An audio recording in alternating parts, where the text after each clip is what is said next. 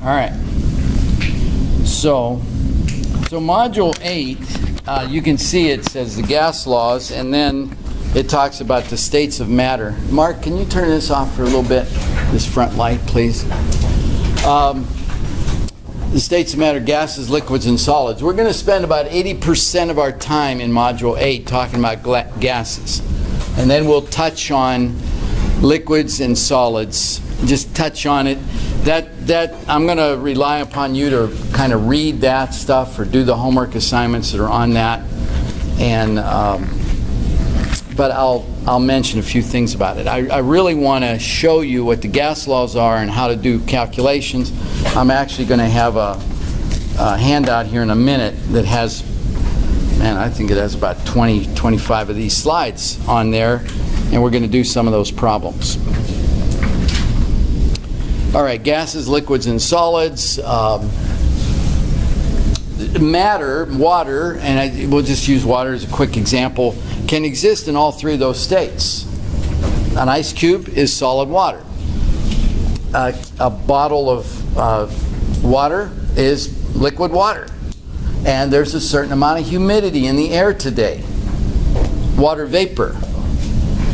If it's 70%, well, there's a lot of humidity. It's actually hanging in the air in form of a fog.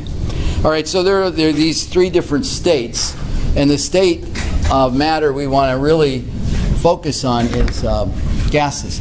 Now, solid has a specific volume and shape. Okay, this is solid. All right, it doesn't matter where I put it. It has a certain shape, and it keeps its shape.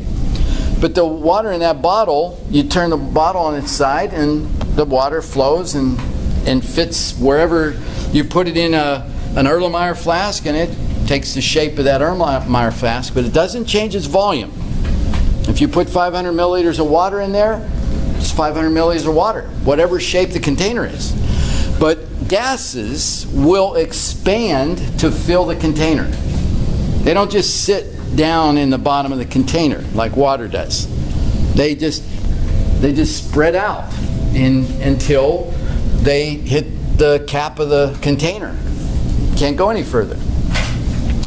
All right, so there's a quick slide. Compressibility. Gases are compressible. Liquids and solids are not particularly compressible. Intermolecular distances. Gas particles are, relatively speaking, very far apart from, let's say, water molecules in an ice cube. They're very close to each other. They're actually bound together into a crystal. All right, so just kind of think about what's in that slide. Kind of summarizes it a little bit. Okay, we are going to talk about, you can see down there we have the ideal gas law, and so that kind of begs the question, what's an ideal gas? Well, there isn't one. But there are gases that get close to behaving in an ideal fashion. And these over here, helium being probably one of the best examples of a gas that will come very, very close to behaving the way the ideal gas law would define it. So is oxygen and nitrogen. Neon, these are some gases that are pretty ideal in their behavior. But then there are real gases like water vapor, steam. Steam does not behave very ideally because the water molecules interact with each other. They can get attracted to each other. We'll talk about hydrogen bonding at the end of this chapter. But when molecules actually do interact with each other and have kind of intermolecular forces between them, then they start deviating from ideal behavior and they have real behavior. But the good news for you is we are going to just pretty much assume ideal behavior and talk about gases that approach it. And so what I'm saying, some of these are helium, Now, when I say nitrogen, I mean diatomic nitrogen, oxygen, neon. These are some pretty more or less ideal behaving gases. These here are called the noble gases and the ideal gases.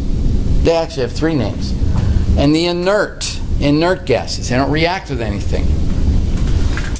What do I mean by ideal behavior? If you think about a hockey puck on the ice, on a sheet of ice, you got to... Bruins. Look at this. This is a relevant example. Can you imagine a hockey puck on? Okay, and what happens if when they're out there practicing and they're all slapping hockey pucks all over the place, and two of them bash into each other? Pretty elastic collision. Okay, the hockey pucks, they're coming along here. They're coming along, and bam! They just they don't linger. Okay, they boing. All right, and where do they go? It depends on at what angle they were coming, at what angle they came into each other. If they come in directly, they just kind of they do something. All right. Well, think about that. That's what's happening with helium atoms in a helium balloon. The helium balloons we had at the site over, it's full of these little particles, helium atoms. What are they doing? They're bouncing around in the balloon. And what are they bouncing off of? They're bouncing off of the balloon. They're bouncing off of each other. But like the hockey pucks, they're doing it in what we would say an elastic or an energy conserving manner. When they slam into each other, they don't lose any energy. Imagine if you took those hockey pucks and you wrapped Velcro around them. Okay? This would be a good experiment. You take just normal hockey pucks and you put a little strip of Velcro, so that the Velcro is ready to stick, and the hockey puck, okay, that's not an elastic collision. They have interacted and lost energy because of that collision and that attraction between them. They actually absorb a lot of the energy when actually a regular hockey puck is not absorbing any energy. If you physically looked at the momentum, the velocities and everything, you'd say, hey, they conserved energy. They didn't lose anything. The amount of momentum that came into that collision existed on the other side of that collision. That's an elastic, energy conserving collision. And so when you have that with gases, you have ideal behavior. When you lose energy in the collisions, for one reason or another, then you move away from it. But we're going to be assuming ideal behavior. There's a way to deal with real gases. The mathematics involved is deeper than these laws over here, but they can be handled. There's other equations to get into for real gases, but we're not going to do that. So what is ideal? When the gas is nonpolar, it will behave more ideally than a polar gas. And water is a polar molecule. Water is a polar molecule. The bonds that are holding the molecule together have a negative and a positive end to them. And so when one of these water molecules comes and slams into another water molecule, this can happen. They come in here, and it's not an elastic collision because there's an attraction here, like the Velcro.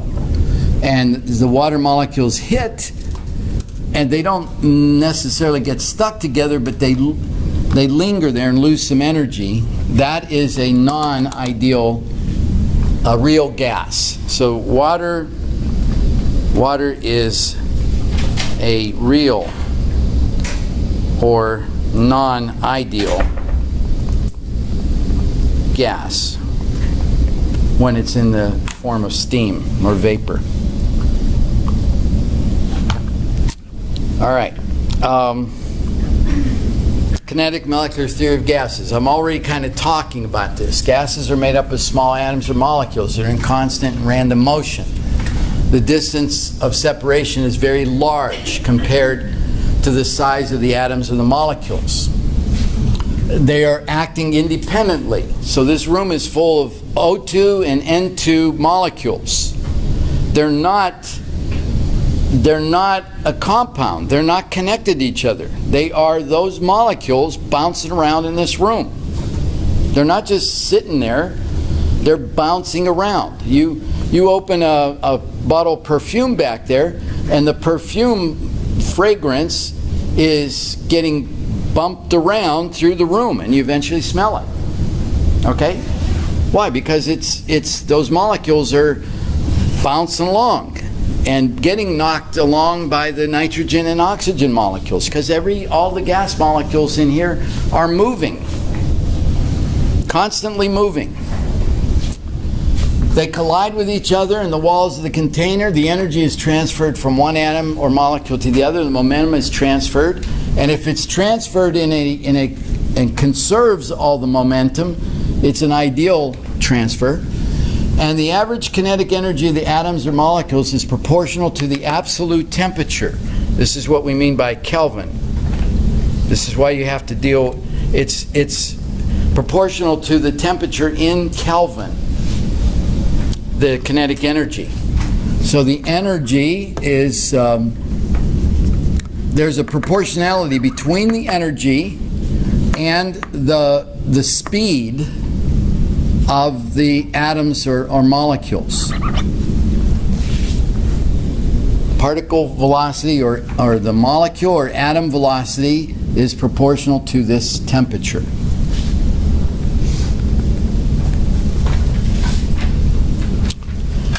And so as the temperature is going up, the speed is squaring. It's squaring the speed.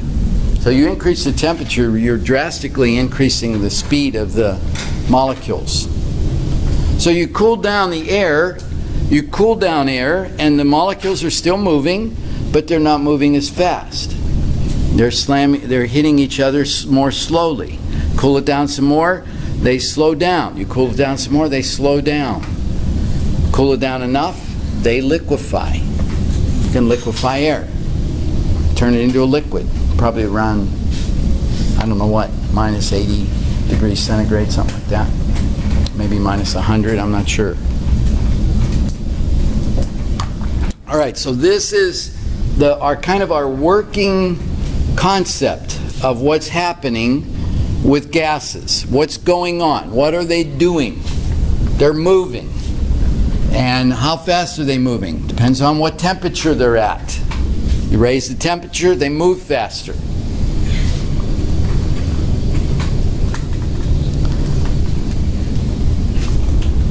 All right, that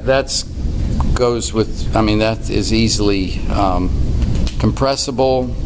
They expand the available volume. They have low density.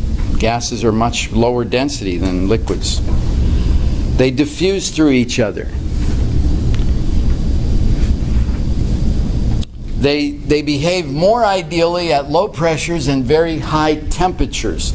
So even water at 2,000 degrees centigrade is going to behave like an ideal gas.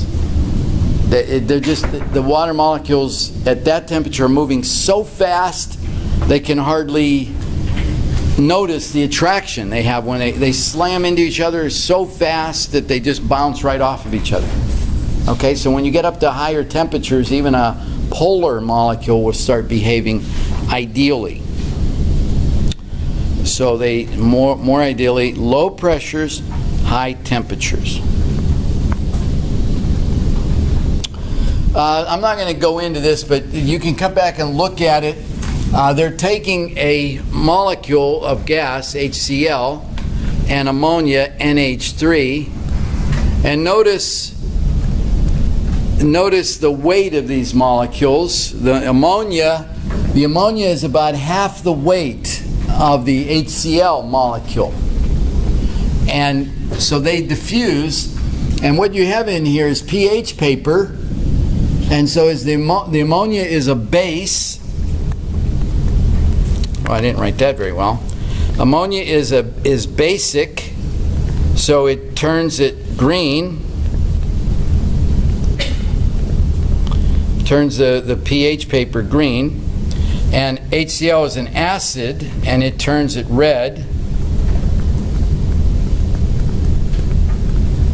So what you can do here is you can track the diffusion of these gases going towards the center of the tube. And what's happening? The ammonia goes twice as far as the HCl. They're at the same temperature, but the ammonia is like a hummingbird. And the HCl is a little bit more like the hawk. Just swooping along, all right? And who gets there first? The hummingbird. Smaller, faster. So the smaller or the lighter the molecule, the faster it's going. All right. Okay, let's get to these. And here they are. Pressure. We're going to use the letter P as our unknown for pressure. V, volume. T for temperature. N is going to relate to the amount of the gas. We're going to see it particularly in moles. When we get to Avogadro's law, that N is going to be related to the moles of the gas. But we will also be able to deal with the grams of the gas, because you know how to convert grams to moles, but that's what you need to do there. Each one of these can change independent of the other. You know, I could be at room temperature and have a certain size container. I could be at 100 degrees higher temperature in a smaller container. You know, those are independent of one another. They can change independent of one another. Boyles' law is going to deal with pressure and volume. Charles' law is going to deal with volume and temperature. Avogadro's law is going to deal with volume and the moles of the gas. And what's the ideal gas law going to do? It's going to be able to deal with all four of them at the same time. All right, so that's why it's not only the ideal gas law, it's a very good, very robust gas law. It can deal with. You can't always use it. You don't know enough information always to use that. If the only thing you know about is pressure and volume, then you're forced to use Boyles' law. Okay, so let's understand pressure.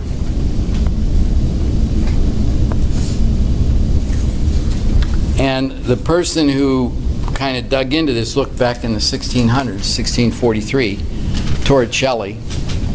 Go into Panera sometime and say, I'd like a Torricelli, please, on a focaccia. All right? Just try it. They don't have it on their menu, but it sounds like something Panera should sell. Torricelli. Do you have a special on Torricellis? Okay. Evangelista Torricelli, 1643, started looking at, okay, how do we measure pressure?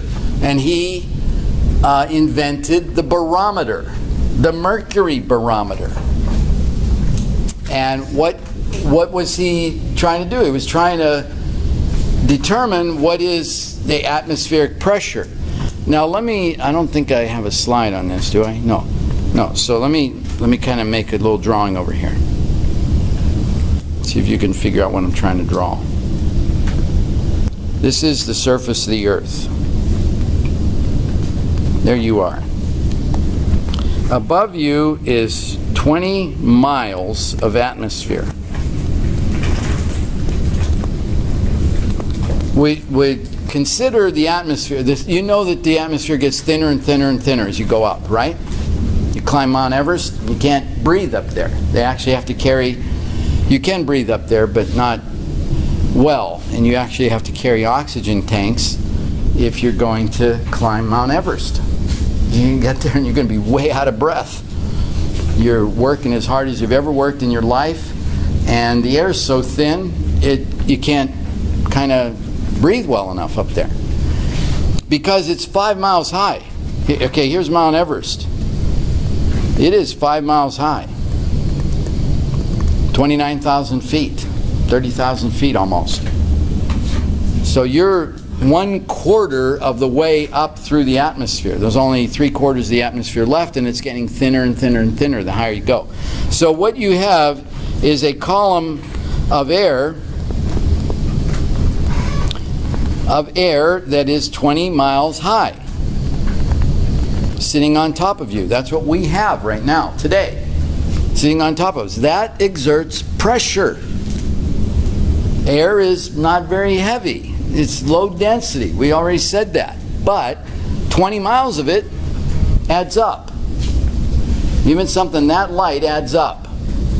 You know that when divers go under the water, I think about every 30 feet down, they're adding another atmosphere of pressure onto their body. So 30 feet, they're at 2 atmospheres. 60 feet, they're at 3 atmospheres. 90 feet, they're at 4 atmospheres of pressure on their body. Why? Because the water is more dense. It only takes... So a column of air 20 has a pressure that's equal to about 30 feet of water. So if you had a column of 30 feet of water above you, it would be about equivalent to the pressure of 20 miles of atmosphere. Everybody with me? Okay? I mean, you stack things up and they are exerting more and more pressure. You start stacking paperbacks, and you say, well, that's not very bad. You start stacking A&P textbooks. You go, whoa, 10 of those, and I'm going to start feeling it. They're very heavy and very dense. Okay, so, Torricelli found that 20 miles of air, which is the atmosphere, is equal to about 30 feet. Don't write these numbers exactly, of water. So he thought, well, I could have a glass tube 30 feet high and fill it with water. So 30 feet. So my house isn't that high. I'll tell you what, I'll put mercury in there. And it only needs to be 760 millimeters of mercury. A column of mercury. Why? Because mercury has such a high density. We're dealing with a column of mercury that high. This is 1,000 millimeters. This is 100 centimeters or 1,000 millimeters. 760 millimeters is 76 centimeters. A column that high can be supported by the atmosphere. It's equal to atmospheric pressure. He goes, oh wow, that fits in my lab. I'm going to use mercury to measure the atmospheric pressure. You call me? This is where we get this. How many of you have gone into the doctor's office, they checked your blood pressure, and they've had a mercury manometer over there? Sometimes they don't do that anymore. They're getting away from it. But they used to just have it on the wall, this neat little, filled with this silver liquid, and they pump this up, and they turn and they look at this, and they read off what your blood pressure is in millimeters of mercury.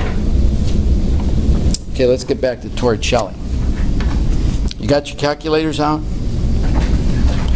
All right, so here, and this is tiny, but this is this high. Let me leave that up there. And where is that? I never did it this way before. Oh, let's get 0 down at the bottom.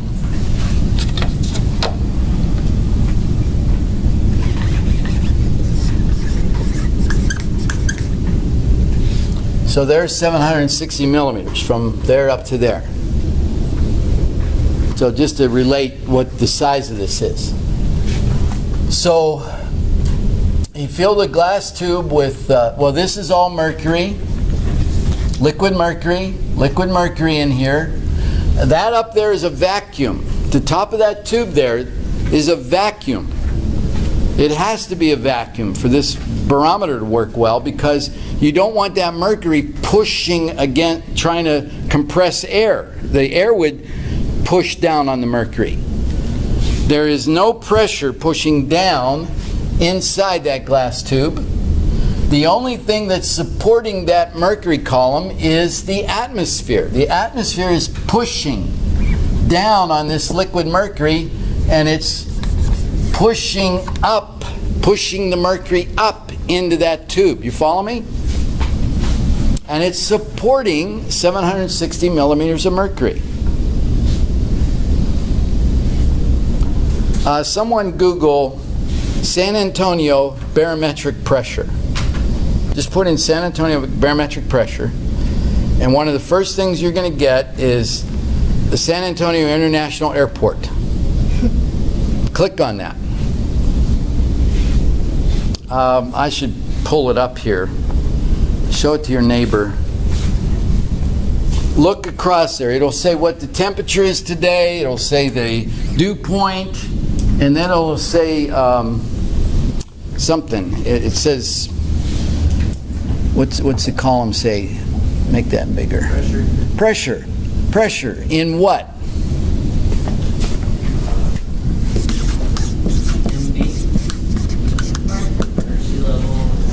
Inches? Inches and altitude. Yeah. What is it right now? 21, it was 29.9. Okay, we'll come back to that. Inches. That's inches of mercury. That's what they're talking about. You say, well, Torricelli said millimeters of mercury. Well, Torricelli wasn't on the English system. He's Italian. All right?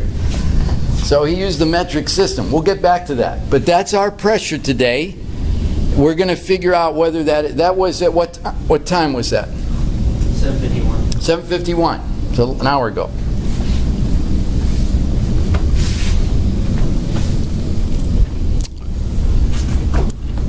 All right, so that's pressure. So what we have now, what do we have now? We got it right here.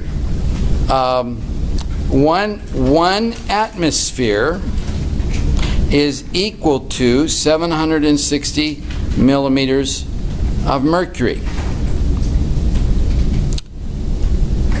Now also know that one torr, who do you think that's named after? Torricelli. Look, he got a unit named after him. Go out there, do something today. Get a unit named after you. One torr equals 1 millimeter of mercury. So 1 atmosphere equals 760 millimeters of mercury. It equals 760 torr. All right, because a torr is a millimeter of mercury. Okay, so let's do a problem. Let's say I told you I had a gas, I had a gas that was at it was 1.15 atmospheres. How many millimeters of mercury is this? You know that 1 atmosphere equals 760 millimeters of mercury. You got a problem. We did this with Module 7. Where do we start with the problem? With what we are given. Start with what you're given. Figure out where you want to go. That's how you start every trip you go on. You start with where you are, and you say, where am I going? And then you figure out how to get there. Okay? So that's what we're doing here. So what unit do I put down here? Atmosphere. Atmospheres.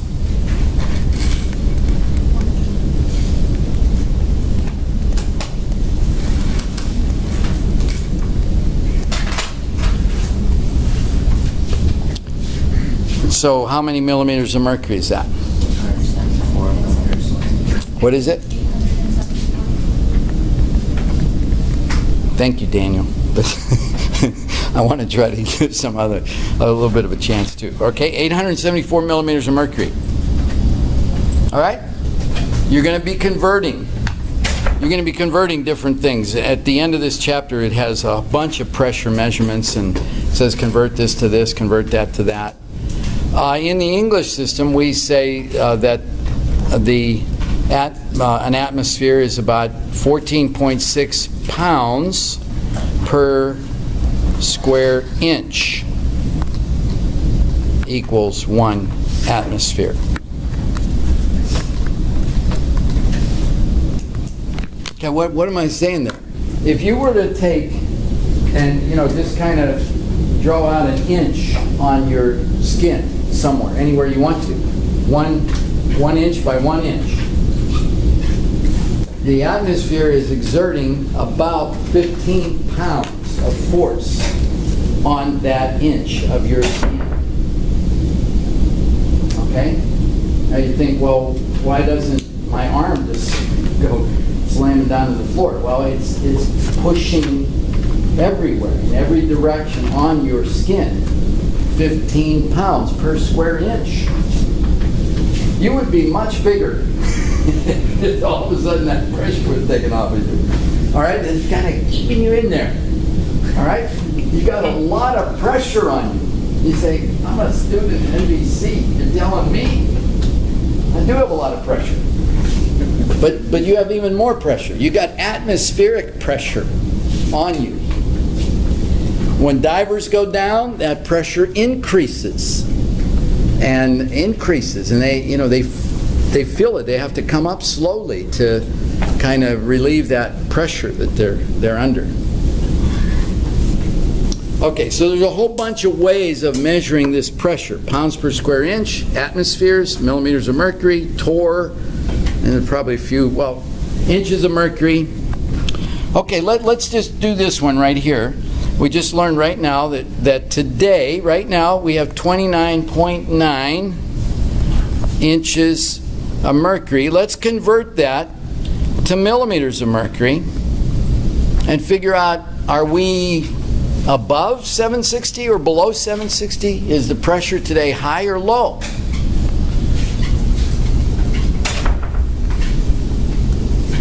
So what you want to do is you want to convert inches to centimeters and then centimeters to millimeters. Why don't we do that? And we have 2.5, we're going to put inches down here. 2.54 centimeters per inch, and there are 10 millimeters per centimeter.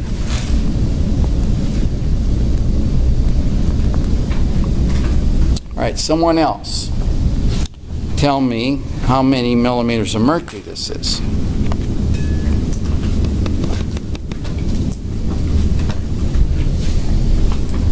I want everybody doing these calculations. I'm not going to just sit back and let Daniel do all the work. Right? What? Who's? 759. How many? 759. 759? Wow, look how close we are to atmospheric pressure. Let me write that up there. 759. Okay, we're just 1 millimeter below an atmosphere.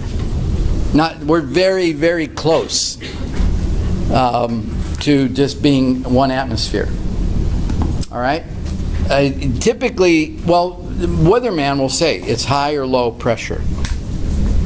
Okay, I'm getting a little too wordy, so let's go on to Boyles' law. All right, you're getting pressure. So let's use pressure and volume here. Boyle came along, and they were starting to get, this is back in probably the 1800s, late 1700s maybe. They're starting to realize that these 4 things are affecting gases. Boyle said, I'm going to see how these two are related to each other. So he's going to keep temperature constant. He's not going to change this. and he's not going to change the amount of gas. So right here you see 25 degrees C. Temperature is constant in these 3 experiments he's doing right here. 3 conditions. He puts a certain amount of gas in here, and he doesn't change it. He doesn't let any gas escape. He doesn't let any other gas get in there. He starts out at 10 liters of his gas, doesn't know how many moles are there. He doesn't know. He just isn't going to let it change, okay? He doesn't need to know how many moles are there, because moles are not changing. Temperature is not changing. But what is changing? He's going to change the pressure. So he has 10 liters at 1 atmosphere. I'm going to do something funny with units right here. I can't cross those out. A liter is not a pressure. An atmosphere is not a volume. So he's got 10 liter atmospheres. The main thing to think about here is it's 10. Number 10. He doubles the pressure. And what happens to the volume? Cuts in half. So he takes this new pressure, or this new volume, 5 liters, times 2 atmospheres.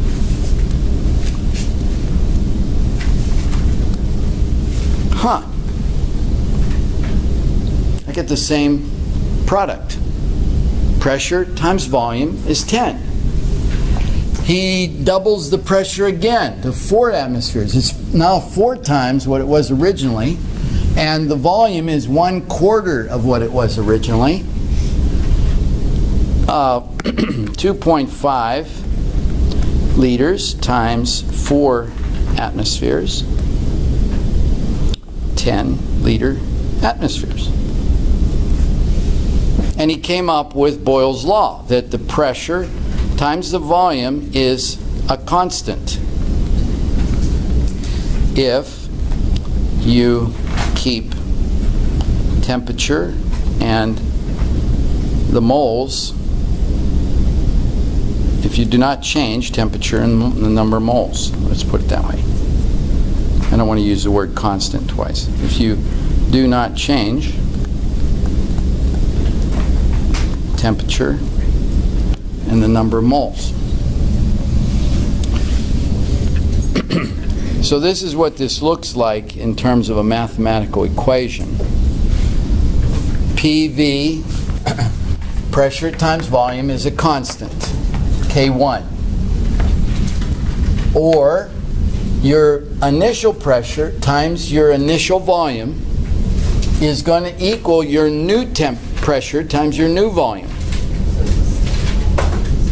All right, you change the pressure, it's going to change the volume in such a way that these two numbers equal, the product of these two numbers equals the product of the original. So that's how you should think of these laws.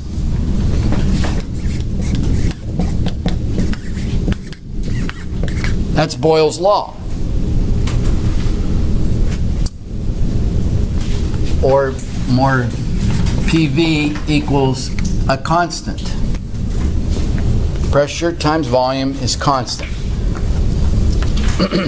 Okay, Boyle didn't say anything about temperature and moles. He just held that constant in his. So let's do a quick calculation. Let me get you these.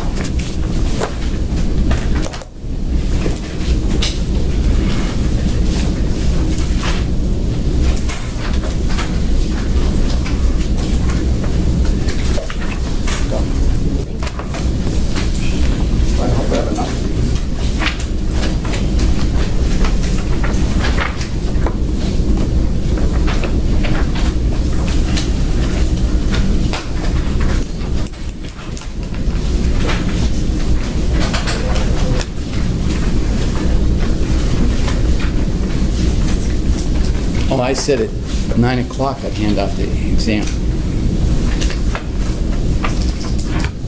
Okay, so you see Boyles, what we just did with Boyles' law here, and I think, yeah. So we're on this slide right now. And we're not going to have time to do all these problems. I'm going to do this problem. I'm going to ask you to do one of the next ones, and then we'll go on to Charles' law. Let's at least try to get through Boyle and Charles. Okay, these are the way these gas laws are going to come at you. They're going to come at you as word problems. Sentences, okay? So this is a fairly straightforward equation. They get a little bit more complicated, not much more, but you need to use some simple algebra to solve these problems. And I think we did this with density, but let's do it again right now. When you want to solve a word problem, slow down, read the problem, read it again. The second time you're reading it, you're going to scope out what is here, and you can even label it. See what you're being given. The problem is not always going to introduce itself as a Boyle's law problem. On an exam, I may have a problem sitting there. You're going to have to figure out what law it is that would apply to this. How would you figure this one out? Well, the only thing you're going to see in this word problem is pressures and volumes. Okay? And you say, pressure and volume. What law? What law relates pressure and volume? Boyle's law. Okay, well, we're being told that here. Well, let's read it. Calculate the initial pressure of a gas that expanded from 1 liter to 7.50 liters and a final pressure of 5 atmospheres. Okay, read it again. Calculate the initial pressure, P1. And I'm going to put a question mark there. Because what is it doing? It's telling you, find that number. That's the number I want you to find. P1. Calculate the initial pressure of a gas that expanded from 1 liter. So if Boyle's law is this law, the initial volume is which one of these parameters here? V1. V1 is right there. 7.50 liters is V2. And 5 atmospheres is P2. All right? It's not enough to just say it's a pressure. Yeah, it's a pressure, but which one is it? It's P2. It's final pressure. So we have these. Oh, I got temperature. V2. We have these 4 things, and this is our unknown.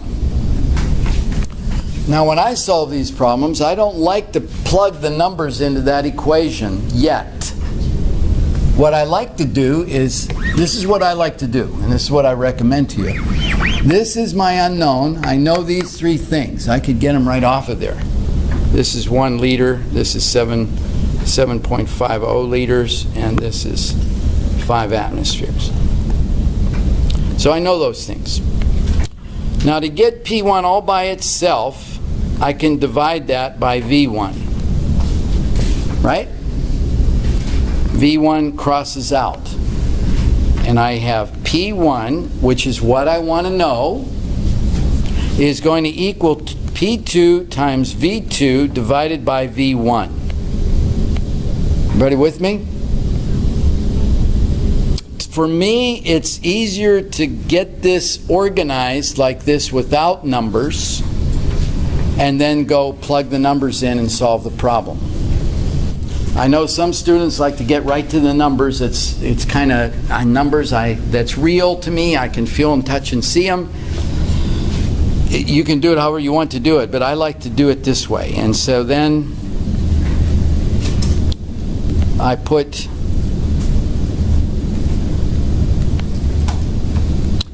this in here with units. Volume 2 is 7.50 liters divided by 1 liter. The liters cross out. It's giving me a final unit of, I can see when I do the dimensional analysis, and that's the next thing I do is dimensional analysis. Liters cross out. That is the unit that the answer is going to have. The only unit left. Is that a pressure? Is that a unit for pressure? Yes. If your unit ends up being Kelvin or liters squared per atmosphere, you go, that's kind of funny. Doesn't seem like a pressure. You could stop there and say, I think I did something wrong. But the dimensional analysis is telling me it looks like I'm on the right track. And so what's the answer? Someone else. 37.5. 30? 37.5. Okay. All right? Okay, do the next problem. Do this one. Which is the next problem? This one.